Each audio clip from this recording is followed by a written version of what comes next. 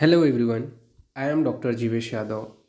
तो आज की जो क्लास है उसमें अपन गोविंद पारिक जी के तुलनात्मक अध्ययन का पेज नंबर 11 जो है डिस्कस करेंगे।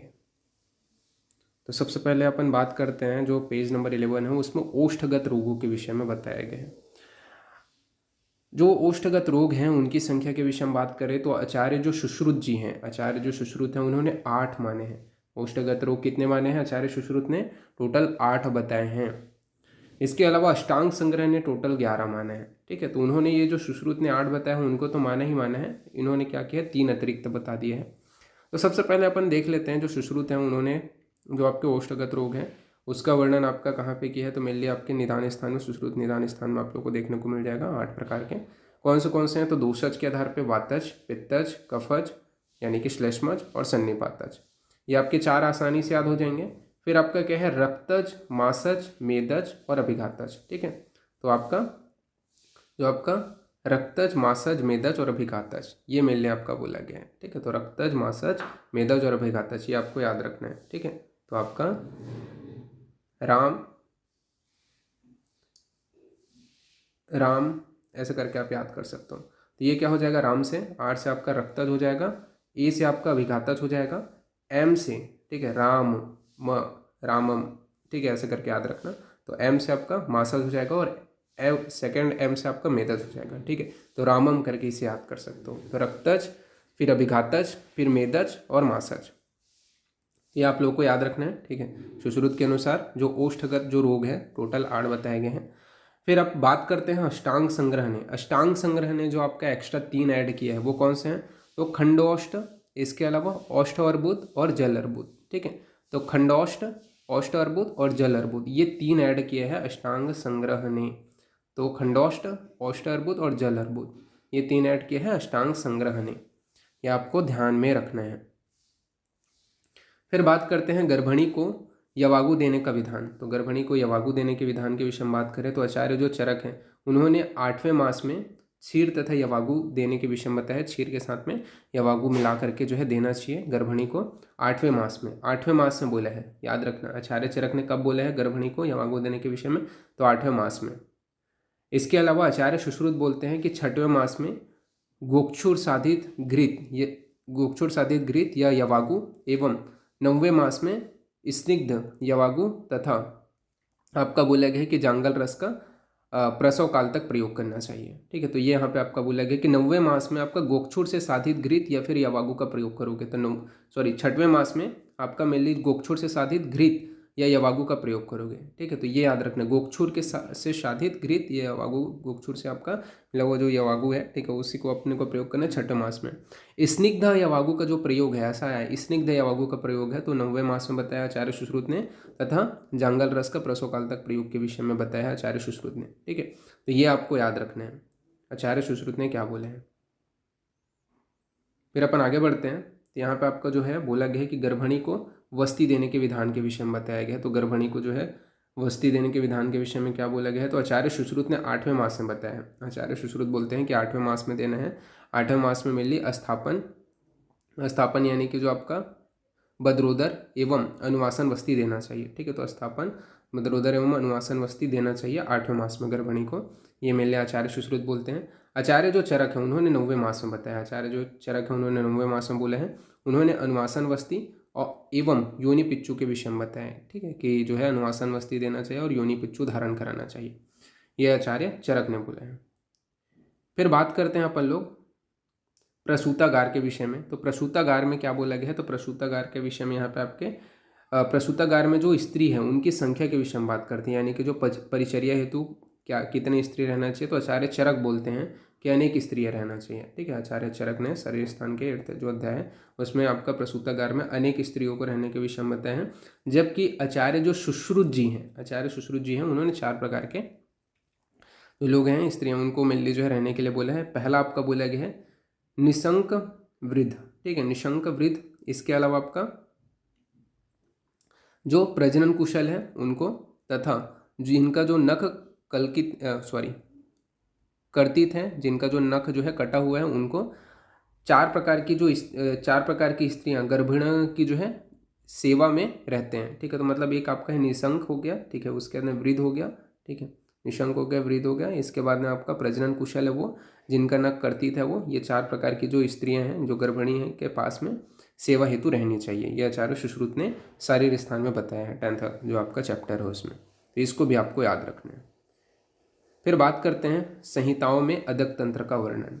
तो संहिताओं में जो आपका अगत तंत्र है, ठीक है, जो आपका अदक तंत्र है, ठीक है, उसका कहाँ पे वर्णन मिलता है? तो संहिताओं में अगत तंत्र का वर्णन चरक संहिता में, चरक संहिता में चिकित्सा स्थान के 32 जो आपका चैप्टर है, अध्याय है, ठीक है, सॉरी 32 बोलता हूँ, 23 जो आपका अध्याय है उसमें आपको वर्णन देखने को मिलता है।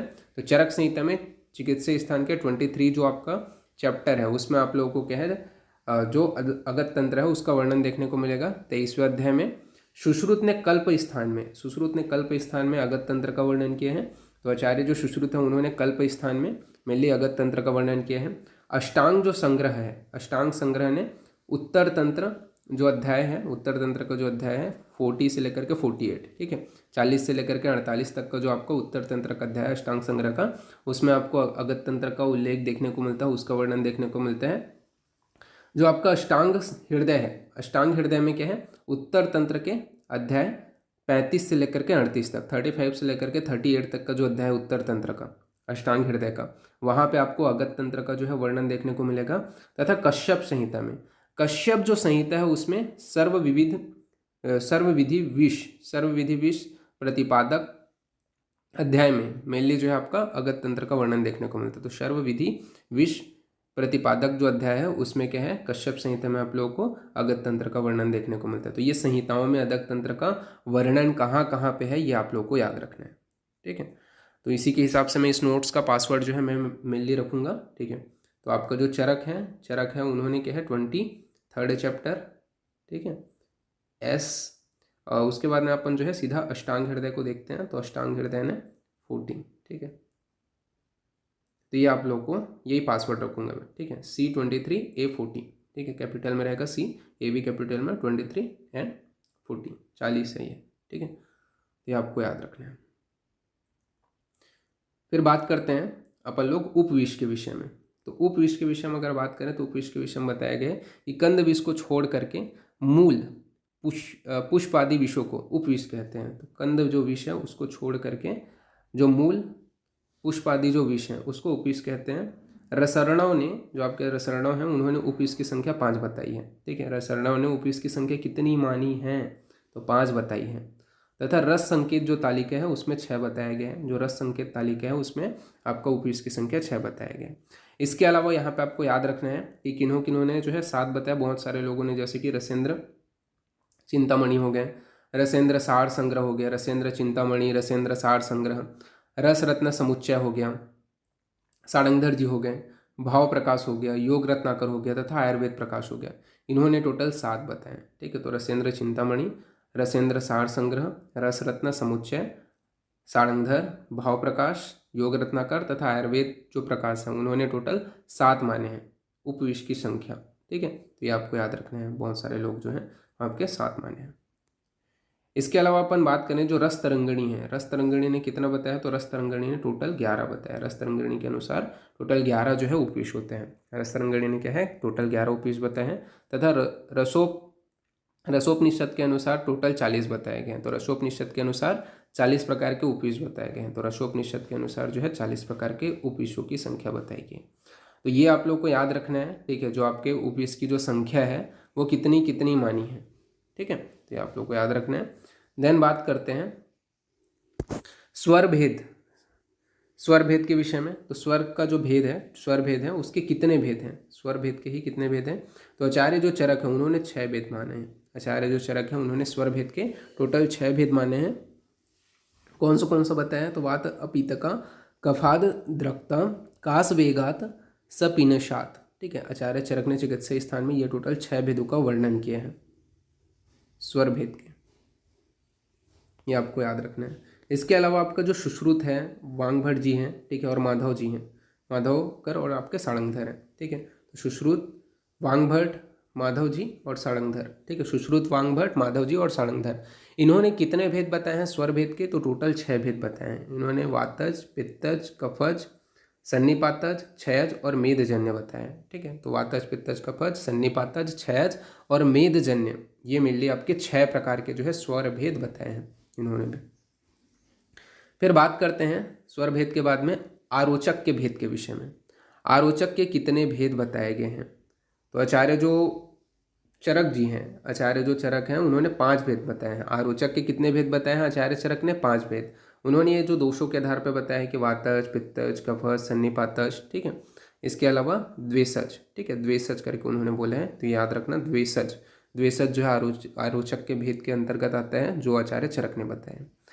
और आपके आचार्य जो सुश्रुत हैं, उन्होंने वातज, पित्तज, कफज ये तो सिमिलर ही बताया है। सन्निपातज के स्थान पे सर्वज बोले हैं और चित्त विपर्याय करके उन्होंने बोले हैं। ठीक है, आरोचक का जो भेद है आचार्य सुश्रुत ने क्या है, चित्त विपर्याय करके बताया है। चित्त विपर्याय ये आरोचक का भेद माने हैं, तो ये आप लोग को याद रखना है। फिर बात करते हैं द्वैहृदय। द्वैहृदय के बारे में बात करते हैं। तो द्वैहृदय के विषय में गर्भ में जीवात्मा आने पर द्वैहृदय की संज्ञा दी गई है। तो द्वैहृदय कब बोलते हैं? जब गर्भ में क्या है, जीवात्मा का संयोग हो जाता है, तब उसे क्या बोलते हैं? द्वैहृदय बोलते हैं। तो ये इंपॉर्टेंट है भाई, कब कब कौन से जो आपका मास होता है, ठीक है, कौन से मास में कौन से आचार्यों ने जो है गर्भिणी को द्वैहृदय माना है। ठीक है, गर्भिणी को द्वैहृदय नहीं माना है। तो द्वैहृदय की अवस्था के विषय में बात करें तो आचार्य जो चरक हैं और कश्यप हैं, चरक व कश्यप ने तृतीय मास में जो है मेनली गर्भिणी को द्वैहृदयनी माना है। तो आचार्य जो चरक व कश्यप हैं, उन्होंने क्या है, तृतीय मास में मेनली गर्भिणी को द्वैहृदयनी माना है। जबकि आचार्य जो सुश्रुत हैं, आचार्य सुश्रुत क्या बोलते हैं, इन्होंने थोड़ा एक एक्स्ट्रा मास बता दिया, मतलब चतुर्थ मास में जो है जो आपकी गर्भिणी होती है उसे द्वैहृदयनी माना है। तो आचार्य सुश्रुत ने चतुर्थ मास में गर्भिणी को द्वैहृदयनी माना है। जबकि जो अष्टांग संग्रह है, अष्टांग संग्रह ने 3 पक्ष के बाद में 5वें मास के पूर्व, 3 पक्ष के बाद में और 5वें मास के पूर्व जो है गर्भिणी को द्वैहृदयनी माना है। ठीक है, तो ये आप लोगों को याद रखना है। चरक कश्यप ने तीसरे मास में, सुश्रुत ने चतुर्थ मास में और अष्टांग संग्रह ने 3 पक्ष के बाद में और 5वें मास के पूर्व जो है द्वैहृदयनी की संज्ञा दी है गर्भिणी को। ठीक है, तो ये आप लोगों को याद रखना है। फिर बात करते हैं नाभिनाल। तो अपन यहाँ पे देख रहे थे नाभिनाल छेदन के विषय में। ठीक है, तो नाभिनाल छेदन के विषय में क्या बोला गया है? तो नाभिनाल जो छेदन है उसके विषय में यहाँ पे आपका बोला गया है कि जो आपके चरक ने शारीर स्थान के जो आपका 8th अध्याय है, ठीक है, उसमें आपका एट्थ अध्याय में मेनली जो आपका अर्धधारण जो शस्त्र है, अर्धधारण शस्त्र से मेनली जो है नाभिनाल का छेदन करना चाहिए, ये बोला है आचार्य चरक ने और सुश्रुत ने दोनों ने 8 अंगुल जो है आपको माप करके जो है नाभिनाल का छेदन करना है। 8 अंगुल पर जो अपने को माप करके जो है छेदन करना है, ये आपके आचार्य चरक और सुश्रुत ने बोला है। जबकि अष्टांग हृदय ने 4 अंगुल बताया। ठीक है, कितने दूर पे अपन जो है नाभिनाल छेदन करेंगे? तो अष्टांग जो हृदय उन्होंने 4 अंगुल बताया, 4 अंगुल के बाद। ठीक है, तो ये आपको याद रखना है। तो नाभिनाल छेदन के विषय में अर्धधारण शस्त्र से चरक ने मेनली बताया है कि नाभिनाल का छेदन करना चाहिए। फिर बात करते हैं अन्नप्राशन। अन्नप्राशन संस्कार कब कराया जाता है शिशु में? तो अन्नप्राशन संस्कार के विषय में आचार्य कश्यप बोलते हैं कि फलप्राशन के 6 माह के बाद में अन्नप्राशन कराना चाहिए। तो फलप्राशन जब करा लिया उसके 6 माह बाद में, फलप्राशन जो मतलब जो देखो कश्यप ने ये बोला है कि कश्यप ने फलप्राशन जो है 6 माह में बताया है, अन्नप्राशन जो है 10वें माह में बोला है। ठीक है, तो कश्यप ने क्या बोला है, जो फलप्राशन है वो 6 माह में बोला है, फलप्राशन पहले बताया है। फलप्राशन का उल्लेख भी मेनली आचार्य कश्यप ने किया है। ठीक है, बाकी आचार्यों ने नहीं किया है, सिर्फ कश्यप ने फलप्राशन का बताया। तो फलप्राशन को उन्होंने 6 माह में बताया है, जबकि अन्न जो प्राशन है, अन्नप्राशन को 10वें माह में उन्होंने बताया। तो आचार्य कश्यप ने अन्नप्राशन को 10वें माह में बताया है। यहाँ पे बोला गया है प्रजापत्य नक्षत्र में अंगुष्ठ मात्र जो आपका अंगुष्ठ मात्रम समुद्रिते अन्नम 3 से 5 बार जो है देवें। ठीक है, तो ये यहाँ पे आपका बताया गया है। ठीक है, फिर बात करते हैं आचार्य सुश्रुत ने। तो सुश्रुत ने अन्नप्राशन जो है 6वें माह में बताया। तो आचार्य सुश्रुत ने क्या है, अन्नप्राशन जो है वो 6वें माह में बताया है। बाकी जैसे कि बाकी फलप्राशन जो कश्यप है वो फलप्राशन बताते हैं, जबकि सुश्रुत ने आपके 6वें माह में ही अन्नप्राशन बताया। सारंगधर ने मेनली अन्नप्राशन के विषय में 6वां या 8वें माह में बताया। तो आचार्य जो सारंगधर है वो 6वें या 8वें माह में अन्नप्राशन करा सकते हैं शिशु का, ये बोलते हैं। ये आप लोगों को याद रखना है। देन अपन आगे बढ़ते हैं तो कर्ण वेधन संस्कार के विषय में बात करते हैं, आज का जो लास्ट टॉपिक है। तो कर्ण वेधन जो संस्कार है उसके विषय में आचार्य सुश्रुत बोलते हैं कि 6वें व 7वें माह में उत्तम तिथि उत्तम तिथि तथा करण मुहूर्त व नक्षत्र में कर्ण के दैवकृत छिद्र में, ठीक है, कर्ण के जो दैवकृत छिद्र जो बताए गए हैं उसमें जो आपका शिशिर ऋतु है उसमें वेधन करना चाहिए। शिशिर ऋतु में ही कर्ण वेधन करना चाहिए, आचार्य सुश्रुत ने बोला है। तो 6वें व 7वें माह में उत्तम तिथि करण मुहूर्त नक्षत्र को देखते हुए जो दैवकृत जो छिद्र है उसमें क्या है, शिशिर ऋतु में जो है कर्ण वेधन करना चाहिए, आचार्य सुश्रुत ने माना है। तो यहाँ पे आपका कंप्लीट होता है ये जो आपका पेज है वो 11 नंबर का पेज। देन इसके आगे का जो है अपन नेक्स्ट क्लास में देखेंगे। ओके, ठीक है, तो फिर थैंक यू क्लास।